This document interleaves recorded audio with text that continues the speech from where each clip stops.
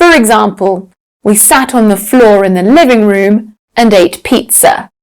We sat on the ground under a tree and had a picnic.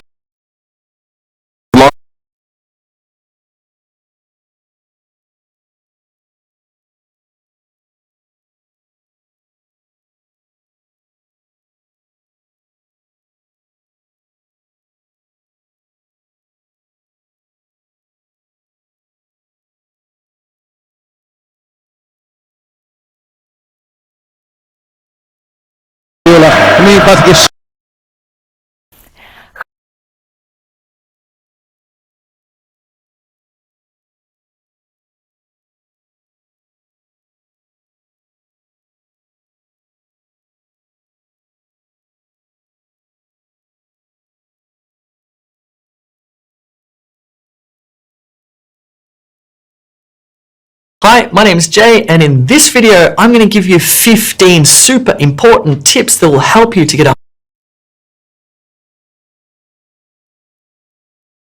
Hi, my name is Jay, and in this video, I'm going to give you 15 super important tips that will help you to get a higher score in IELTS reading much faster.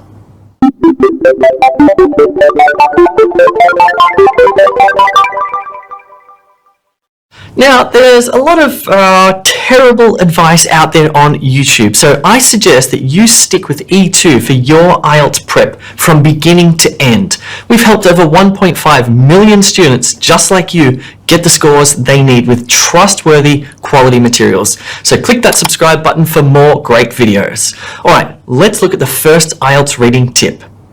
The first tip is to understand the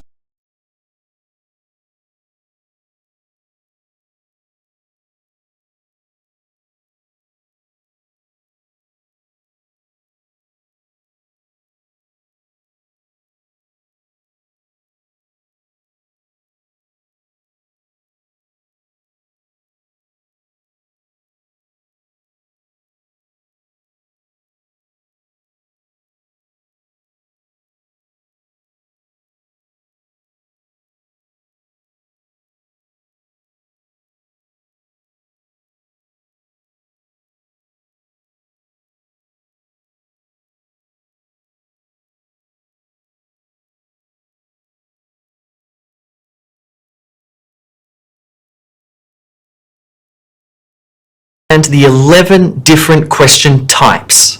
This tip is probably the most fundamental, and that is to understand the 11 different IELTS reading question types well before your test. So if you're new to IELTS, then this is your first task.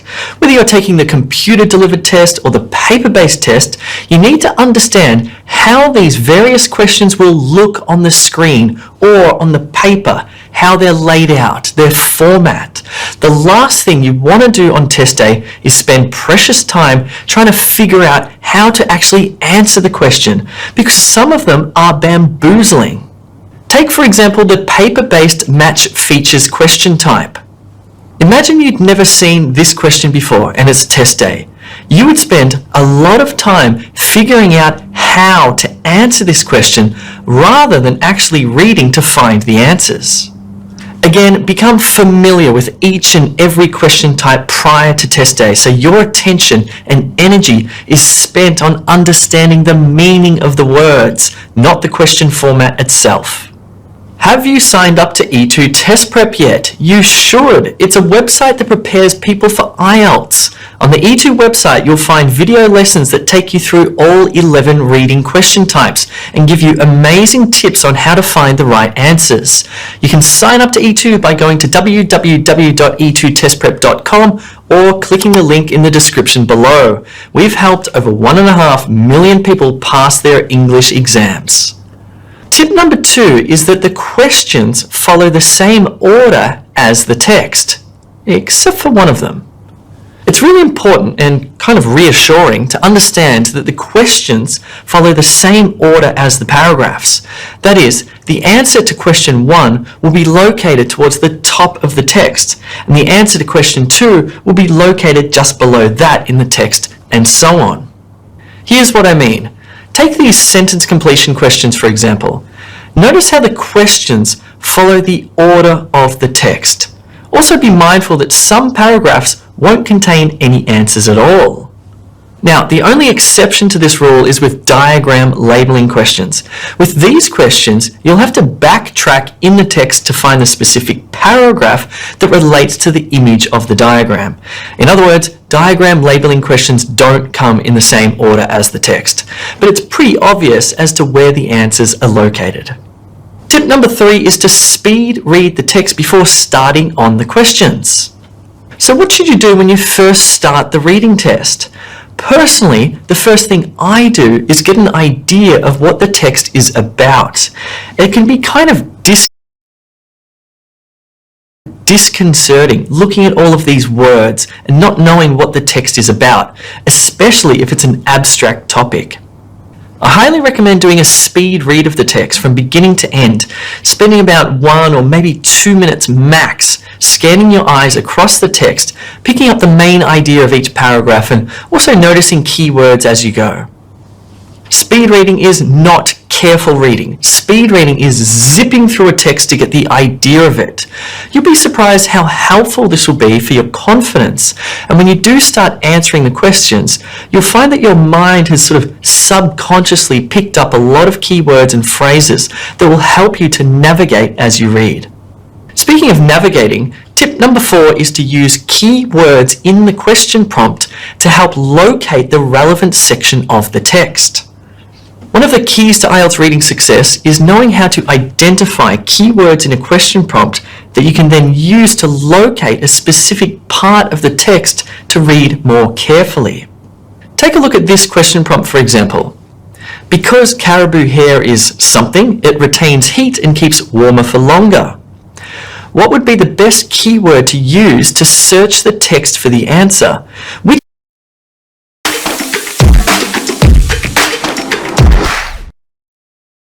To do your best in the IELTS exam, you need to stay calm and confident.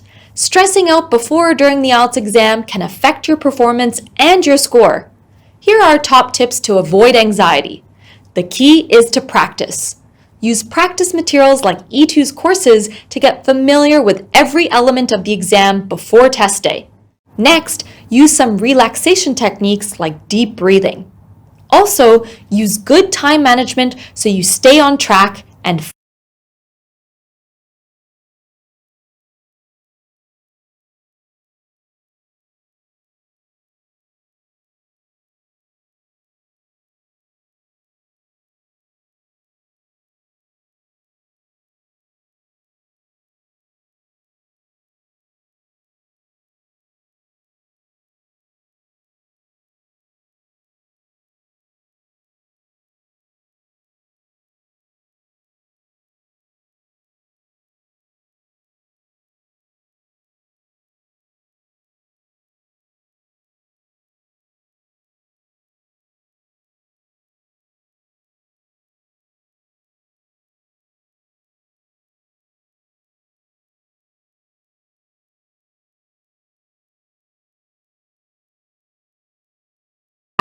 finally, use positive thinking. Remind yourself you've got this and you'll feel ready to tackle anything. Struggling with IELTS writing? Time management is key. You have 60 minutes in total to complete 2 tasks for IELTS writing. Task 2 is worth double the points of Task 1, so you should spend 20 minutes writing a minimum of 150 words for Task 1 and 40 minutes writing a minimum of 250 words for Task 2. Even though that's a lot to do in a short time, don't be tempted to ditch time to plan at the start of each task and time to check your work.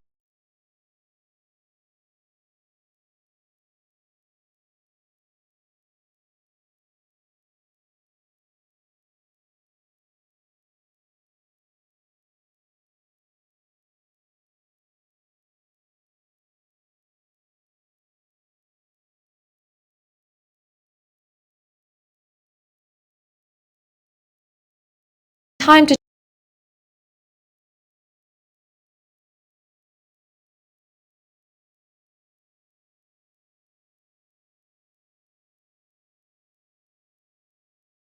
to check your work at the end. Those are vital steps to ensure your writing is relevant, well thought out, well organized, and accurate. Be sure to practice under time conditions to improve your speed and accuracy.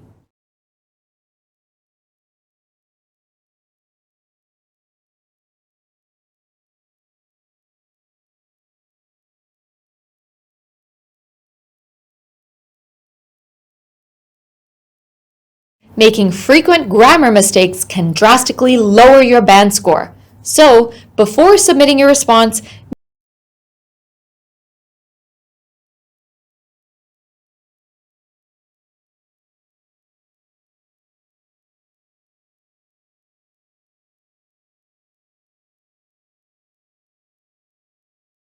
in today's class, we're going to attempt an Ielts speaking practice test.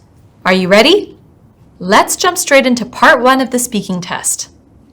In part 1, the examiner will begin by introducing themselves, then asking you to state your name and show your identification. Then they'll ask you 3 sets of questions about familiar topics. The first set usually asks you general questions about yourself, such as your work or study, your home, or the place where you live. The second and third sets are personal questions about familiar topics, like the food you like, your hobbies, people you spend time with, and so on. You'll get up to 12 questions in this part, and it's important to know how to answer them well in the time given. But don't worry, today you'll only get 4 part 1 questions. Here are my tips for part 1. First, give extended answers. As a general rule, I'd say try to talk for around 20 seconds for each answer. That's the equivalent of about 2 to 3 written sentences. Try to add more information to your response, such as giving an example or a reason to explain your answer. Also, make sure your answers have complete sentences.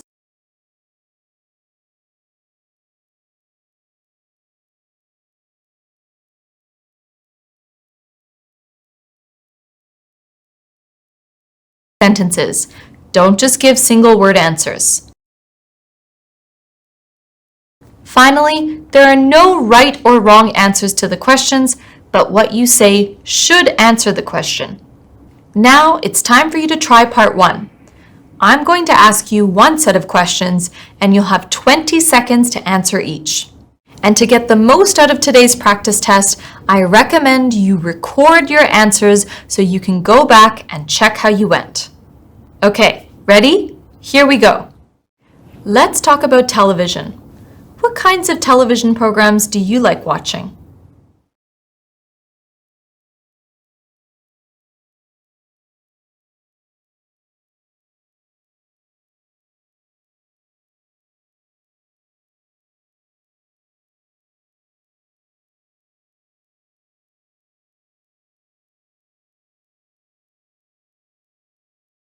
Did you like the same kinds of TV programs when you were young?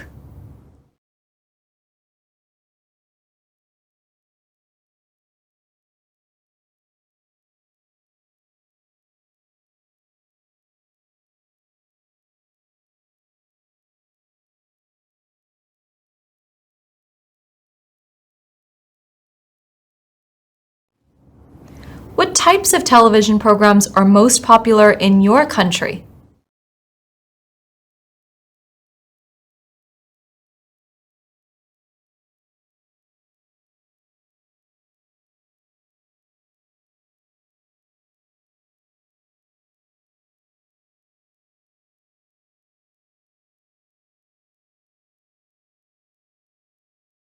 Is there anything you don't like about watching TV?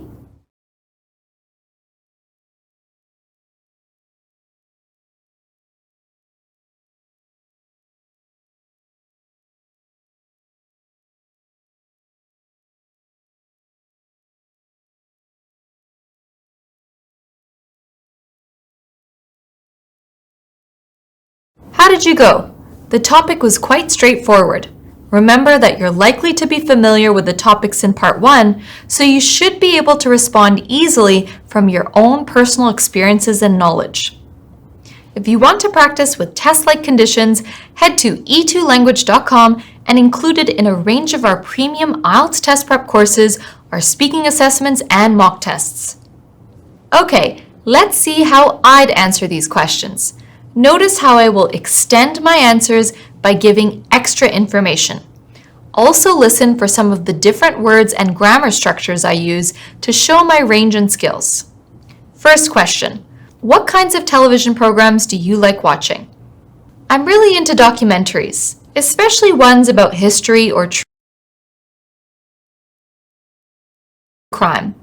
I love getting drawn into real-life stories, and I suppose they're a great way to learn something without feeling like you're studying.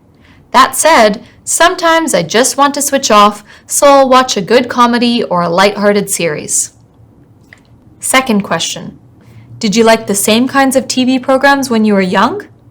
Not really. As a kid, I was all about cartoons and adventure shows, programs that were fun and fast-paced. I wasn't into anything too serious, but as I got older, my tastes changed. I started enjoying more thought-provoking stuff like dramas and documentaries. I guess it just comes with growing up. Third question. What types of television programs are most popular in your country? Well, reality TV shows seem to be extremely popular. People love those based on competitions, things like cooking contests or talent shows, and of course, dramas are huge, especially ones with gripping storylines. But I'd also have to say that streaming services have changed things a lot, so now people want a mix of both international and local productions. Fourth question, is there anything you don't like about watching TV? Yeah, definitely. I think the biggest downside is how addictive it can be. It's so easy to say, just one more episode, and suddenly you've wasted hours. Also, some shows feel a bit repetitive, like they have the same plot lines just recycled. And of course, the ads can be really interruptive and annoying. Please let me know in the comments what you thought of these Part 1 questions. Now let's move on to speaking Part 2. In Part 2, you're given a topic and asked to talk about it for between 1 and 2 minutes. You have some time to prepare before you start speaking. For this part, the examiner gives you a task card which tells you the topic and has suggested points you should talk about in relation to the topic. Broadly speaking, the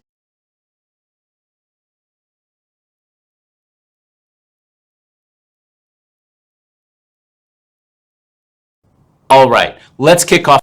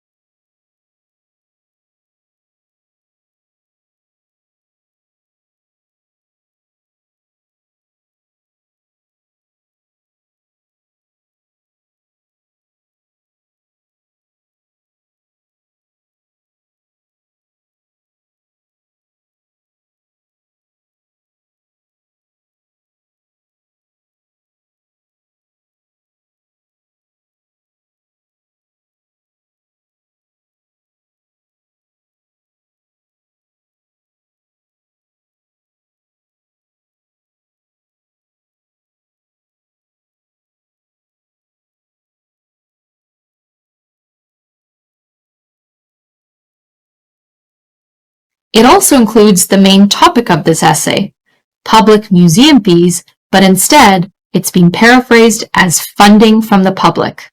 Here is our second point or second advantage. Another point is that many museums do not have stable financial support.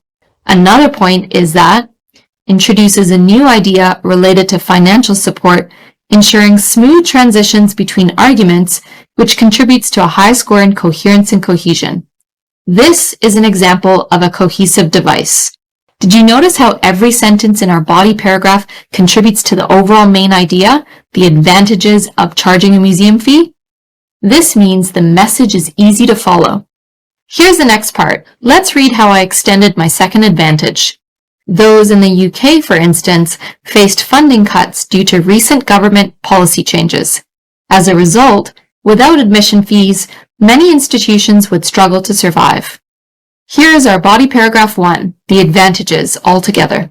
That was a great first body paragraph. We addressed the question in depth by extending on each of the advantages with well-supported ideas. Now let's get into body paragraph 2. Recall that body paragraph 2 follows the same UPE-PE structure. Here's our umbrella sentence. Admittedly, however, charging an entry fee may have some negative effects. Again, using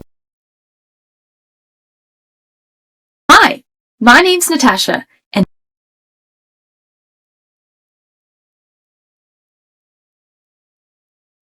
Hi there, my name's Natasha. In this class, we're going to look at an IELTS Writing Task 2 essay question and talk about how to answer it with the best possible vocabulary and paragraph structure. First, we're going to analyze the essay prompt. Then we're going to review some task-specific vocabulary that you could use. After that, we're going to write a high-scoring essay together. At the end, I'll show you a way you can get feedback on your writing from an expert teacher. Now, with every IELTS writing task, the first thing to do is read the question very carefully. Here are the instructions that we always start with.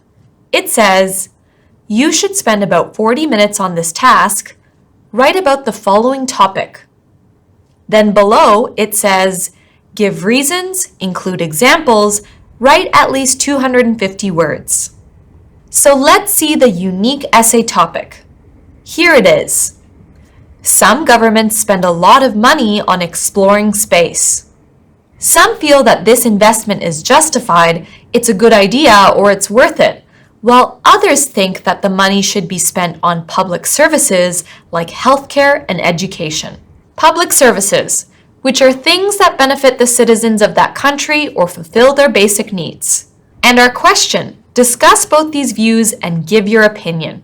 So we've got 3 things to do here. Discuss both sides and give our own opinion.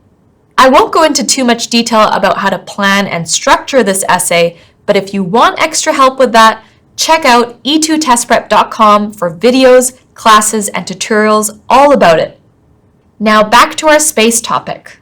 Let's think about activating our vocabulary. Space is quite a unique topic that might not come up in everyday conversation, so I imagine a lot of students might not feel confident with space-related vocab or space-related issues. So I'm going to help you by showing you some vocabulary from my essay. Here is a really small list of useful words. I'm going to go through each one and then give you a quick quiz to see if you remember. First word is to squander. This is to waste, usually money. For example, my friend squandered his money at the casino last week. He basically flushed it down the toilet by gambling. Squander. To mine. These guys here are miners. They're in a mine and they are mining. What are they mining for? Probably coal or gold or diamonds. To mine. Another word from our essay today is literacy. Literacy is the ability to read and write. So if a country has a really good education system, do you think its literacy rate is high or low?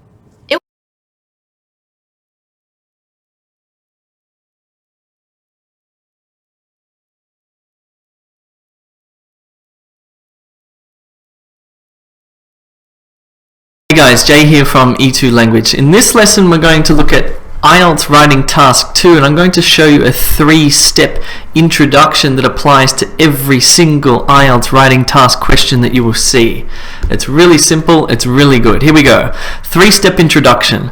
The first sentence you want to write of every introduction for any essay question type is a neutral background sentence. I'll show you what that means in a second. I'm going to go through and show you how to apply this introduction to every single question type. The second sentence is where you rewrite the question in your own words. And the third sentence, you use this phrase, which is this essay will, and you tell the reader what you will tell them. Alright, that's a little bit crazy. What that really means is this. Think about an upside down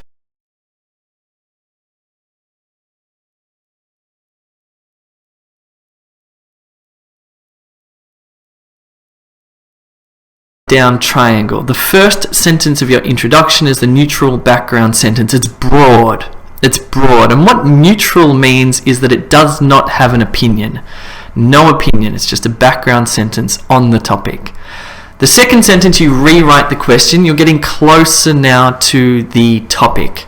You rewrite the question. Third sentence, this essay will. So what we're going to do is we're going to apply this introductory three-step framework to all of these IELTS essay types: the problem solution, double question, agree, disagree, discuss both views, and give your opinion, advantages, disadvantages, disadvantages, and give your opinion. So let's look at problems and solutions first. So imagine this is what you see on test day. Okay, it says every year more and more students choose to study online rather than attend classes on campus. What do you think are the causes of this? What solutions can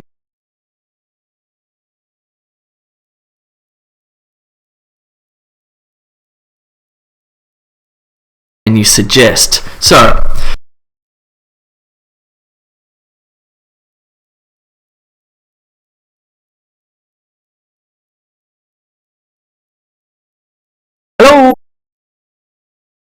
Hello everybody, my name is Jay. I'm one of the expert IELTS.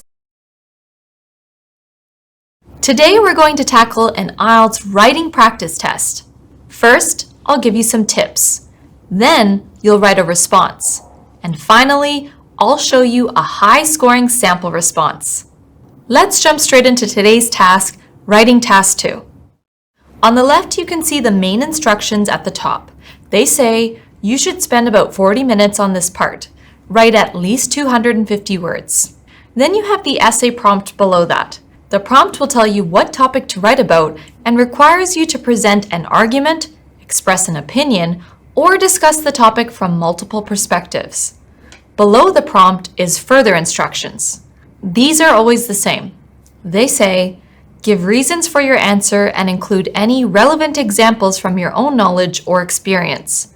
So, you're clearly being asked to give an extended response with several reasons that are supported with evidence. Now that you know what the task looks like, let's quickly go over how it's scored, so you know what you need to focus on to do well. So you're scored on a scale of 0 to 9. You're being assessed on task response, which is about whether you address the prompt appropriately with relevant ideas that are fully supported.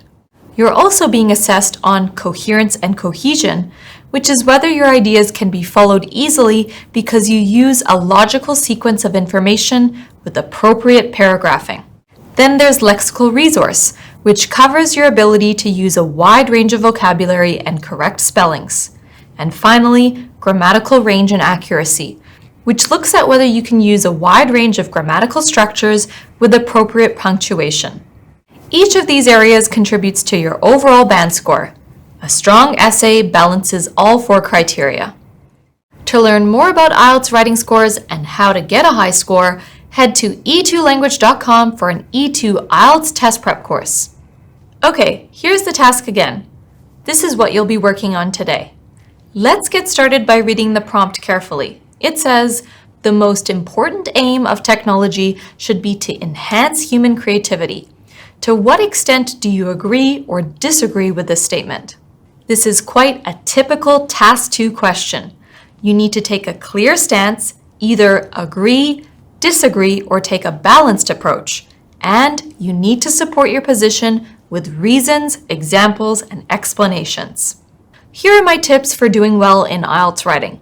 First of all, plan your work before writing. Decide on your stance and your main arguments. That will help you to structure your essay well using appropriate paragraphs. You should have a paragraph for the introduction, which introduces the topic and your stance, then a paragraph for each main reason to support your stance, then a conclusion.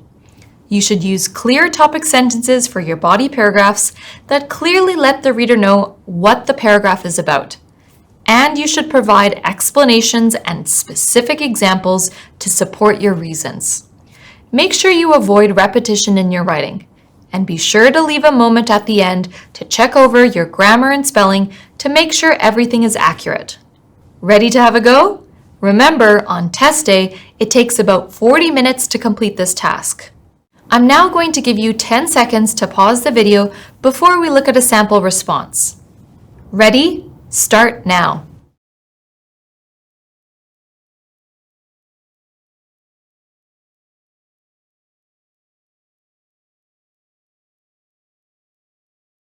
Okay, did you complete the full Task 2 essay? If you did, well done. And how did you go? If you'd like individual feedback on your writing from an IELTS expert, take a writing assessment or a mock test available in a premium E2 IELTS test prep course. Let's now go over a high-scoring sample response.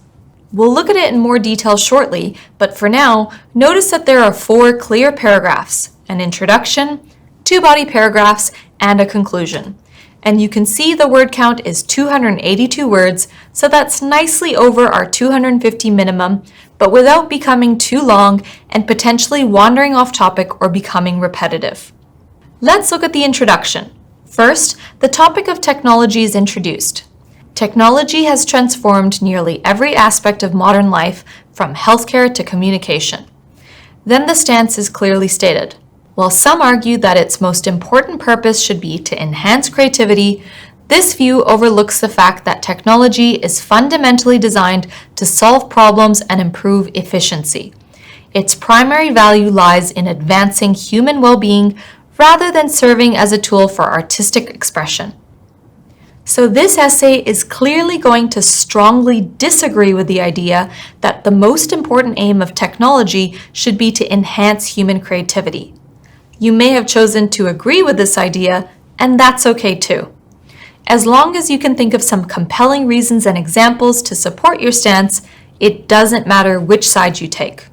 Next, there's the first body paragraph. It starts with a clear topic sentence. One of technology's most critical functions is addressing real-world challenges. So we know exactly what the first reason for the stance is and what this paragraph will be about. Then the idea is extended to make a well-developed argument. It gives examples of how technology solves problems in healthcare and in engineering. And it explains how these advancements tie in with the main argument against the idea that the most important aim of technology should be to enhance human creativity. Notice how wording from the prompt, such as the most important aim, is paraphrased here as most critical functions and chief purpose. This demonstrates a range of vocabulary. We also see terms like real-world challenges, breakthroughs, revolutionized, unparalleled precision, advancements as an alternative way of saying breakthroughs, and artistic creativity. So there's a really nice range of vocab here. Then comes the next body paragraph. Does this one have a clear topic sentence? Yes, it does. It transitions nicely from the previous paragraph by saying, beyond problem solving, and then it gives the second reason for the stance. Technology plays a vital role in enhancing efficiency and productivity. Again, this is supported with examples of technology improving efficiency in areas such as manufacturing, logistics, and everyday life. Again, the paragraph ends by tying this into the main stance. And let's take a look at some of the grammatical structures here. We can see complex sentences with multiple clauses. There are present participle phrases like benefiting society as a whole and reducing human labor. There are relative clauses like ensuring goods reach consumers faster and more reliably, and parallel structures like reducing human labor input while increasing output. So you can see there's a wide range of grammatical structures here to demonstrate a strong command of the English language. And finally, there's the conclusion. It starts very clearly with "in conclusion." Then it restates the stance and the 2 main reasons. Then it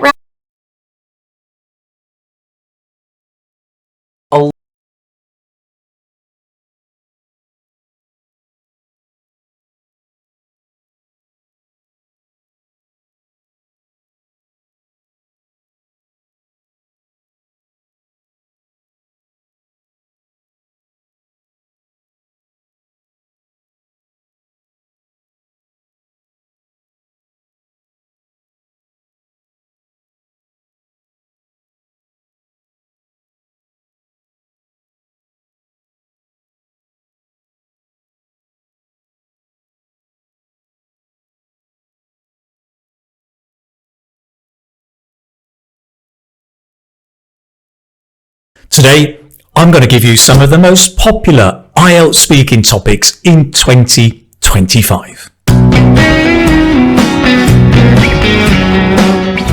Hello, it's Keith from the Keith Speaking Academy, here to help you become a more confident speaker of English. Now today I'm going to give you some of the most common IELTS speaking topics in 2025 and some of the subtopics or themes that you should also learn to talk about, as well as some key vocabulary and collocation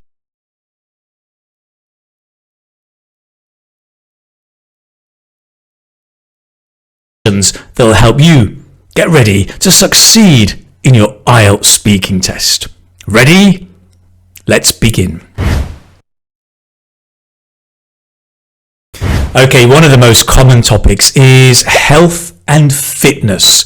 This can crop up in part 1, part 2 and part 3. Okay, subtopics, one of the most popular ones I guess is exercise. Do you do exercise? Do you work out?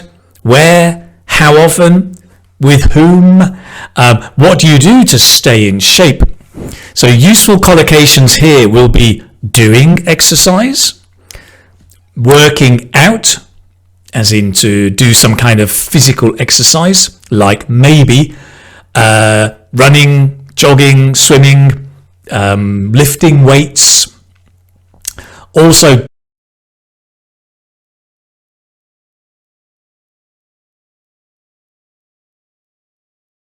Today I will many students begin IELTS speaking part 2 with a little background introduction to the topic. If you do that, you'll probably confuse the examiner. Let's find out what to do. Many IELTS students use the same words over and over again, and this is a problem because one of the things the IELTS examiners are looking for is a broad vocabulary.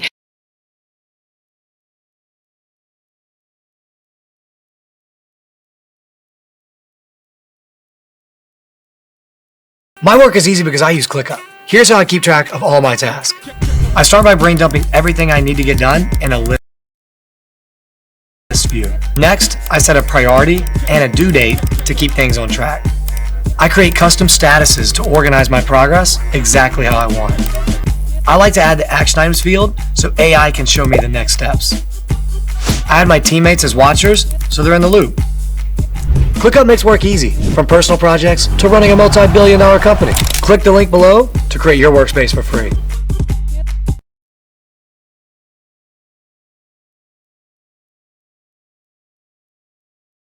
Is a broad vocabulary.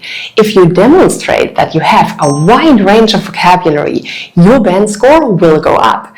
It's actually really easy to show off your vocabulary if you know synonyms. That is, alternatives for commonly used words. And this is what you will learn in this video. I'm going to teach you 40 synonyms you must know to score high. By the end of this video, you will be equipped with a broad vocabulary that you can use in your IELTS test. If you're going to take your IELTS soon, check out my IELTS materials. There, I teach you everything you need to score high. I show you step by step how to give high-scoring answers. And of course, we do many practice tests together, so you will feel confident for your test. You can find the link to the IELTS materials in the description box. And now get a paper and a pen. For each synonym you get 1 point. Comment below how many synonyms you know. For example, 20, 35 or 40. Let's get started. The first word that is used very often is say. I say it a lot, and most other test takers do too. It's a great word. If you use it too much though, your vocabulary sounds limited. There is lots of words to substitute for say. One that you can almost always paraphrase with is claim. Let's look at the sentence. The economist said that prices would rise. Here's claim. The economist claimed that prices would rise. Another common word for reporting what someone said is talk about. It's used for a general subject, not a specific idea. Let's compare this with said first, so you use it correctly. The professor said I should go to law school. The professor talked about going to law school. Here you can see that going to law school is a general idea, since it could be about anyone, but said is specific instructions to me. So, talk about can be replaced with discuss. The professor discussed going to law school. It sounds a little more formal and demonstrates that you have a broad range of vocabulary, which improves your band score. Let's again have a look at this example. The professor is recommending something, right? She's making a suggestion. You can change recommend to advocate. Note that advocate is followed by a noun or an idea starting with an ing verb like this. The teacher recommends studying.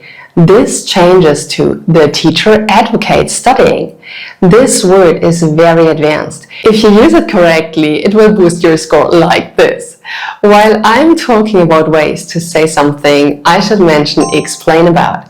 Let's look at the sentence, my mother explained about our family's history. You can replace explain about with clarified. My mother clarified our family's history. That means that the noun that is explained is very clear and easy to understand now. It's an awesome word that makes you sound smart. Often it has a person who now understands the topic too. That person is added with for. My mother clarified our family's history for me. You may end up using give a lot too. Like, my sister gave me her bike when I moved into my own apartment. Give works well. If you want a polite word, you can also say offer. My sister offered me her bike when I moved into my own apartment. There is a slight difference.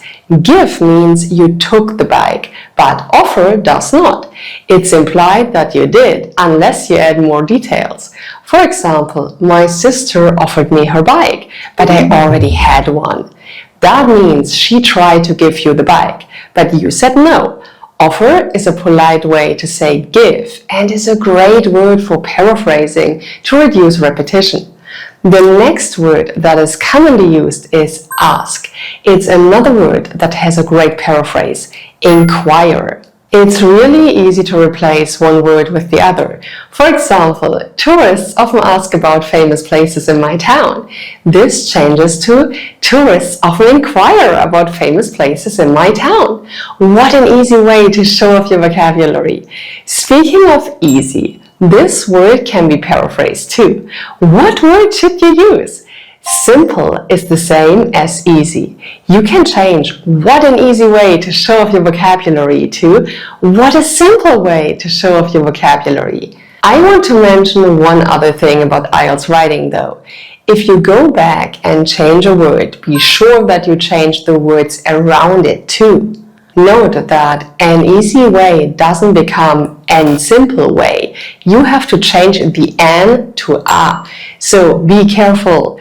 That was a good tip, wasn't it? Look at this sentence. My tip is to pay attention to all the words. There is a fancy word for tip too. Try recommendation. Here's the same sentence. My recommendation is to pay attention to all the words. Recommendation works the same way as tip, but it's much longer and sounds more formal. Learn to spell it correctly if you want to use it, since some IELTS students forget the double M. If you make spelling mistakes, your band score goes down. That's why it's super important to pay attention to spelling. One more phrase we use a lot is for example. That's a fantastic linking phrase, but don't use it too many times. Instead, use to illustrate sometimes. It means the same thing, but makes the words different. It's perfect for writing when you want to give more than one example to support your claim. Let's try it in a pair of sentences. Here's for example. I love to read books. For example, I just finished a French novel.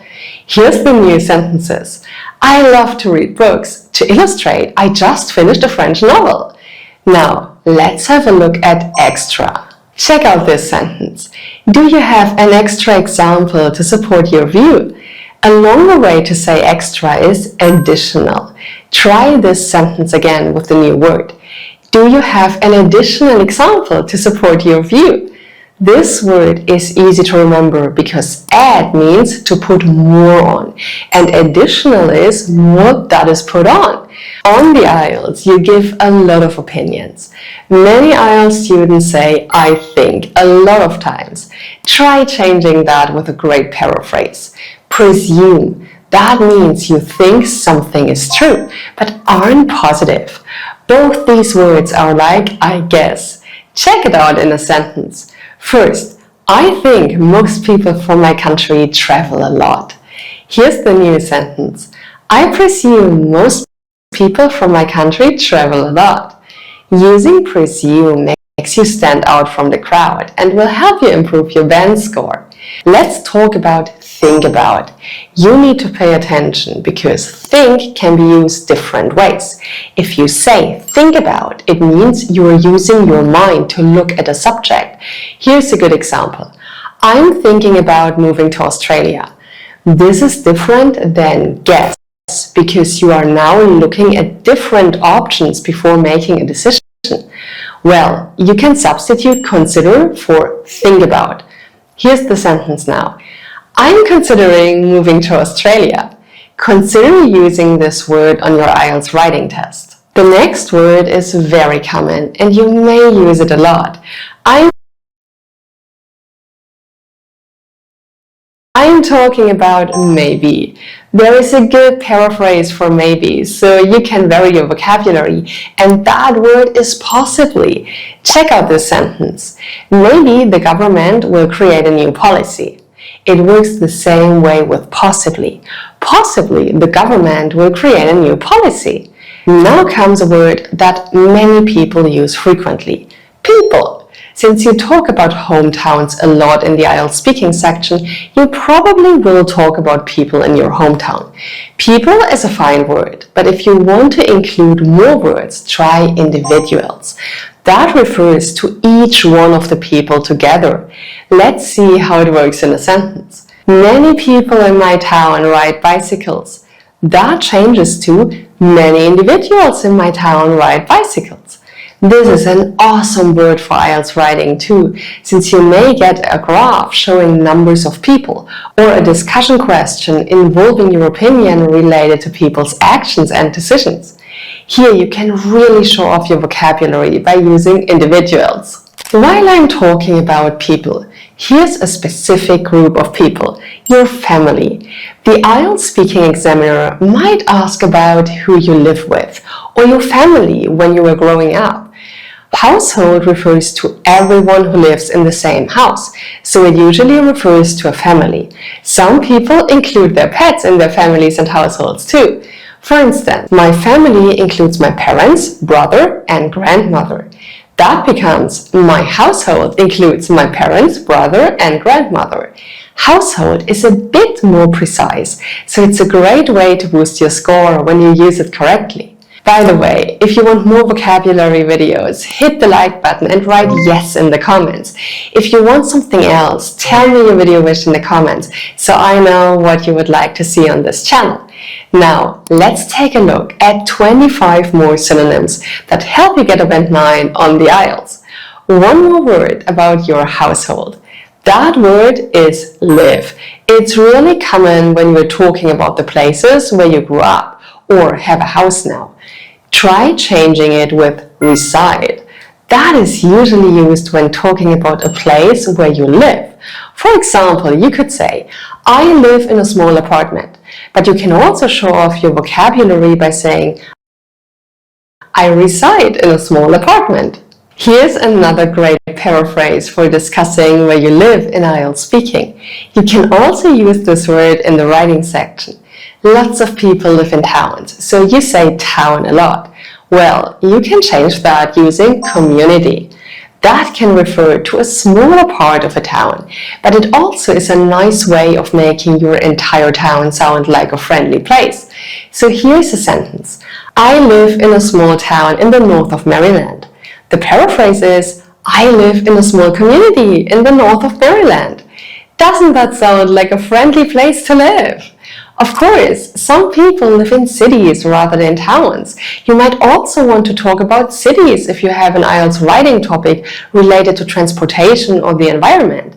So paraphrase city with metropolis, a word that means really big city. For example, the environment next to a city can become very polluted.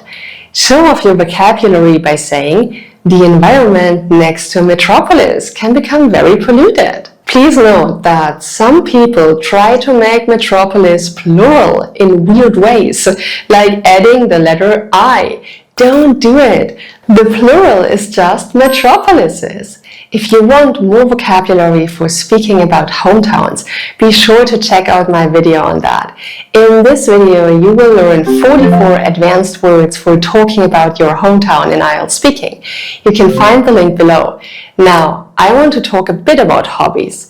Clearly, you can talk about your hobbies by saying hobby, but a more advanced word is pastime. That is something you do in your spare time. In other words, it's a hobby. So you can change a sentence very easily like, my favorite hobby is reading books. That becomes, my favorite pastime is reading books. I said try a lot in this video, and it's a useful word when talking about your pastimes. For example, you can say, I want to try skiing. Well, there is a perfect paraphrase for try too. It's attempt. Attempt includes the sound of a bit of effort, like you may or may not succeed. However, you want to do it. Here's the sentence with the new word. I want to attempt skiing. That makes it sound like you really want a challenge. It's a good image to share. You may have noticed I said sound a lot too. For example, it sounds like you really want a challenge. I can change that by switching sound to appear. Both words mean seen, but appear is more formal. How does the sentence appear with the change? It appears like you really want a challenge. Another common topic for IELTS speaking is food. Do you want a nice word that means food? Why not use cuisine? For example, food in my country uses a lot of chili peppers. Now the fancy version. Cuisine in my country uses a lot of chili peppers. It's good to give examples to support your claims in both IELTS writing and speaking. One way to do that is mention something famous that fits the topic. Boost your vocabulary by changing famous to prominent. For example, you might say, one famous landmark is a statue of Isaac Newton. Or you can change it to, one prominent landmark is a statue of Isaac Newton. Prominent refers to something that is important or notable. So it's perfect to describe things that aren't famous throughout the world, but are notable in your area. I've said perfect a few times, haven't I? It's now time to give a paraphrase for that word. Perfect can be replaced with ideal. For example, that is a perfect way to boost your score becomes, that is an ideal way to boost your score. Another common little word is very. You also might use really frequently. If you do, you might get nervous and repeat them again and again during IELTS speaking. You don't have to though. Replace both of them with the awesome word extremely. Here's a sentence. Paraphrasing is a very good way to boost your score. Or, paraphrasing is a really good way to boost your score. Now, look at how both of those can be replaced. Paraphrasing is an extremely good way to boost your score. If you're writing, you need to change a to an in that sentence. Be careful when replacing words in IELTS writing. Next, I want to talk about the word about. It's used in two main ways, and I have paraphrases for both of them.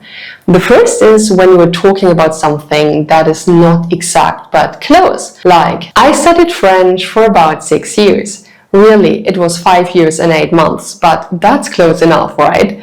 This usage is extremely common when reporting information about graphs in IELTS writing.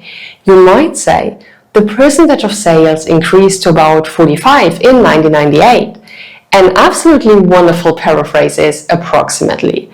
Listen to the sentence now. The percentage of sales increased to approximately 45 in 1998. Definitely try using this paraphrase. It's extremely advanced and will help you improve your band score. The other use of about that you see often is when you are discussing a particular topic and you want to refer to that topic. What I mean is you use about in a sentence like